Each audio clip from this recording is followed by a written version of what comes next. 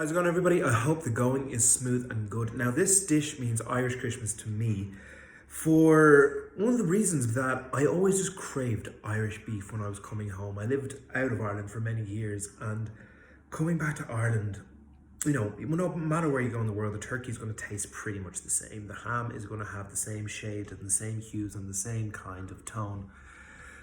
But there's something about Irish beef that I always just loved coming back to.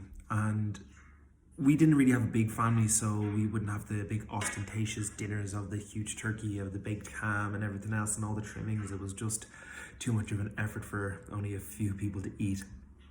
So we'd have simpler dinners, like steak, sometimes duck. And this dish just encapsulates everything for me that I like about Christmas, of especially coming home to the Irish beef, something that's just going to taste the same no matter how old you get or no matter how far you go. You can come back to something that's just going to have that beautiful flavour. And then again, with mixing in with my Jamaican side with it, just mixing Irish ingredients and those deep flavours has something that's always been Christmas to me. So I hope you enjoyed this recipe and check it out. And if you do try it, let me know how you get on. Merry Christmas. It's not too early to say that.